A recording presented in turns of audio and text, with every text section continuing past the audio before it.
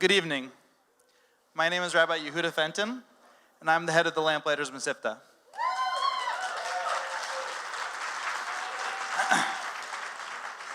I want to share a little bit of our story. 3 years ago, a group of teenagers approached Lamplighters with a simple request. They asked that Lamplighters allow them to build a kind of homeschool co-op on the Lamplighters campus. And we said yes, with a premise of asking ourselves the question, what happens when you treat a teenager with absolute love and acceptance? What's going to happen to that student? Tonight, I want to share the results with you, because the 9 boys that are now part of this Mesivta have taught us more about education than I ever would have believed. Because what happens when you treat a teenager with absolute love and acceptance? Or, if I can say it in other words, what happens when I treat a 17-year-old with the same love that I know every 5-year-old gets in preschool? What happens is that you discover that every child has a spark inside of them that, when fanned, produces a roaring, passionate fire to learn. You find that every one of these boys has the ability to teach us and to guide us. You find that a student who has spent the past 3 years of high school, and I'm not exaggerating, pretty much every day outside of the classroom because teachers had kicked him out, a month ago interrupted me in the middle of my class and said, "Rabbi Fenton, I'm pretty sure you translated that word wrong." And then I look at my co-teacher in desperation, and he said, "Yep, reread it because you read that wrong." You have boys that will engage in thoughtful and honest conversation about their relationships with God. And you have a group of boys that can provide us with concrete answers to how we can heal our community. And I'm going to be honest with you. I grew up in a very traditional-looking New England home. My parents were very rural-focused. And I went through the Lithuanian Yeshivah system, which, for those of you who don't know, is an extremely rigid, very rule-based system. And for me, it was not an easy transition to learn how to communicate with students in that way. And a couple months ago, I found myself getting into a cycle of power struggles with a student. And every day was kind of just getting worse and worse, where I was fighting with him over, do the work, don't do the work. One day, a Wednesday actually, we have our weekly meetings with Rivka, with the head of our school. And I came into the meeting and I said, "Rivka, I can't teach this student anymore. I can't have him in my class." And she looked at me and she said, "Rabbi Fenton, do you love this child? Do you love this student?" And I thought, and again, in total transparency, I said, "Rivka, I don't feel like I do at this point." And she looked at me and she said what I think is the most essential idea that in education ever. She said, "Rabbi Fenton, if you don't feel love for this student, how can you possibly hope to be successful?"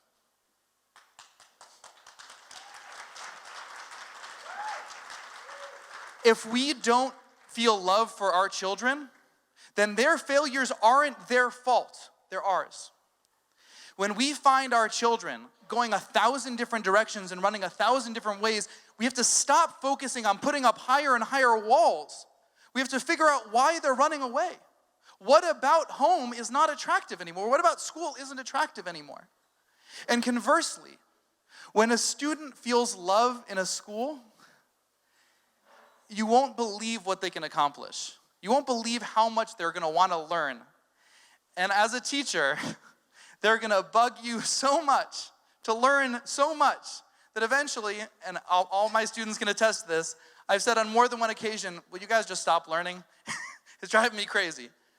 Whether it's my students that have dragged me out of my house on vacation days to give a class early in the morning to them, whether it's in the middle school where Rabbi Jacobson's students have advocated first for 2 nights a week late night classes and now have turned that into every night of the week that they're asking for late night classes. Whether it's a boy in a 10-year-old in Rabbi Shmuel Jacobson's class who is demanding that he get to learn Mishnayos the entire day and not just during his Mishnayos class. and all the way down to a 3-year-old in preschool who told Muragavi, I know that we're starting to learn English reading and Hebrew reading, but I'd also like to learn math as well. When we treat our children with love, and our children love to be in the place that they're learning, they will teach us. They will bring the Torah, they will bring God, they will bring education to us. And I want to end off with one particular answer that I got from a student. So, in my class, I'm teaching Tanya this year. Tanya is the central book of Chabad philosophy. And I've been teaching it for the past 2 years. And recently we hit chapter 17. And chapter 17 introduces this idea that every human being has a love for God inside of them, a hidden love that is within them. And the Alter Rebbe, Rabbi Shneur Zalman of Liadi, the author of the Tanya, doesn't explain himself there very much. And for those who know, and for those who don't, I'll give perspective.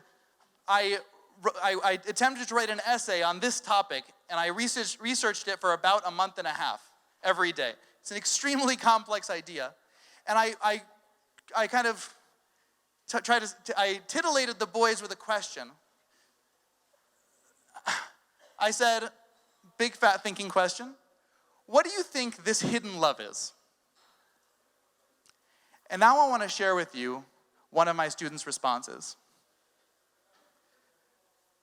A little voice in your head that you sometimes want to ignore, but you can't. Because you know you have some kind of connection to this voice.